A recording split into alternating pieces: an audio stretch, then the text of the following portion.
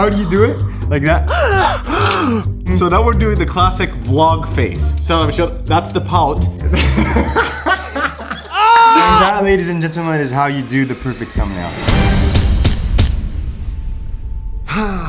Hello everybody, welcome back to the channel. It's been a while I didn't do this. I didn't speak to the camera, but yeah, here we are. I'm doing this because I want to update you guys a little bit on what's been happening behind the scenes. I've been just so burned out in the past few months, and yeah, it might not seem like it from the videos obviously, but it is the case behind the scenes. That's why I'm doing this video now. So I left Lebanon about a month ago, I think, because it was just unbearable to live there at the time. I'll explain this a bit later. The first opportunity I got to leave the country, I took it, and it's been a month now that I'm in Dubai. It's been a very interesting experience. Also feels kind of like in a dream. And in case some of you don't know what's happening in Lebanon, Lebanon has been going through one of the worst crises in recent history, and it's been just terrible for every person living there right now.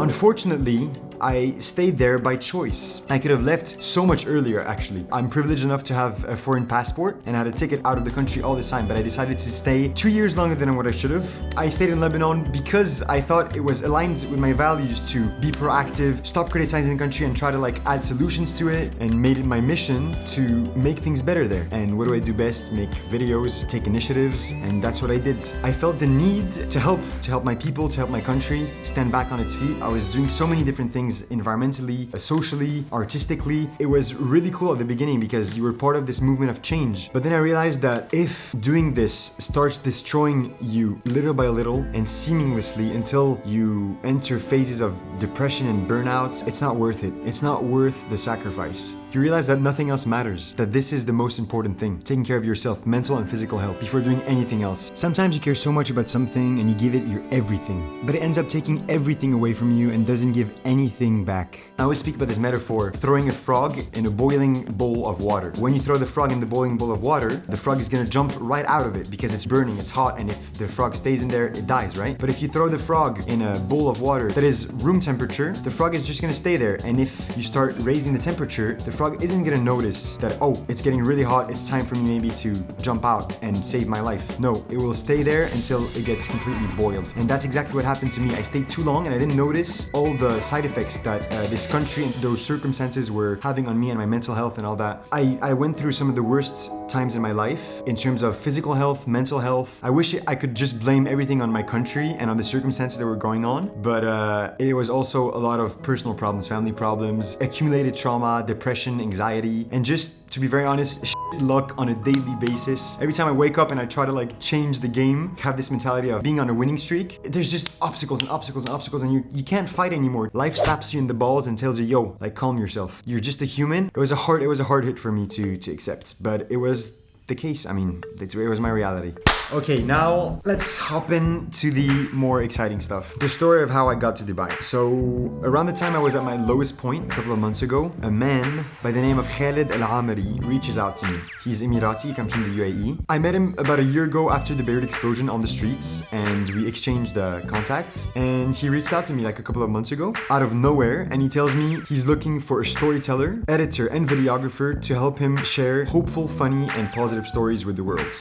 Those are exactly some of the values I believe in, especially when you incorporate them in videos. So this opportunity basically came out of nowhere, but I feel it just shook me up, and I was like, yo, I can't stay in this situation. I need to do something with my life. This is maybe a sign from the universe for me to just stop what I'm doing, stop killing myself, and just change my life completely. Obviously, it could be temporal, it could be long-term, but it's still a change. And I noticed I was craving change. I needed to gain a routine again, build back momentum, put some structure back into my life, all while detaching myself from all the uncontrollable, daily, stupid problems I was encountering in Lebanon that made me see everything negative around me. I also felt I needed to focus on something totally different from my own dreams and goals that I cared about too much, and divert my time and energy into something different for now. So I spoke again to Khalid and I accepted the offer. And I hopped on a plane, one thing led to another. And so yeah, here I am in Dubai today.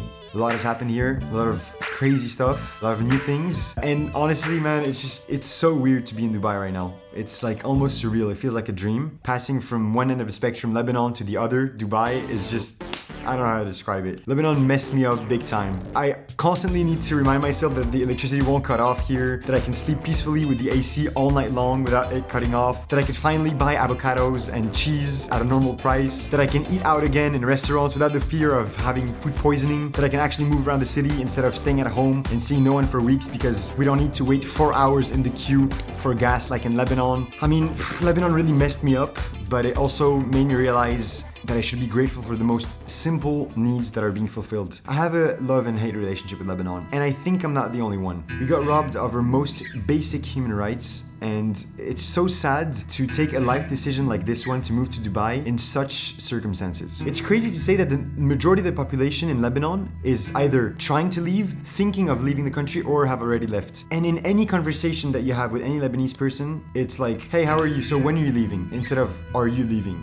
Because it's a matter of time for people to want to leave the country. It's so sad. And I really hope that one day a lot of us will be able to come back to the country and build it sustainably and yeah, for us to have peace. And don't get me wrong, I'm not out of Lebanon because khalas, I'm just forgetting my country forever and I'm just gonna live abroad forever. No, this is, I think, a stepping stone. It's an exciting new chapter for me. At the beginning, I didn't see it as a blessing, but now I'm seeing it. Let's see where it goes. Let's see where it goes. I want to come back to the country, obviously, but meanwhile, exciting stuff's happening. I'm gonna be traveling a lot. I'm gonna gain so much experience, learn so many new skills, meet so many new people, and hopefully start enjoying life again. It sounds super exciting, honestly. I'm really excited to be part of this adventure, this new chapter in my life. And if you want to be part of it, you can follow me here on Instagram with regular updates. I'm gonna try to post more often there. And finally, I know you've been probably wondering what's happening with the Lebanon videos, the daily vlog that we did in May. We finished everything, we filmed everything. I don't even know how we pulled it off. We did it, and honestly, I can't be more proud of myself. Actually, I really want to make a video that summarizes this whole experience because it's been one of the craziest things I've done in my life. The videos are yet to be released. It's just, you need to be patient because I need to find time to edit my own videos. Stay tuned for that. Those are going to be the next videos that I'm going to be releasing on my channel.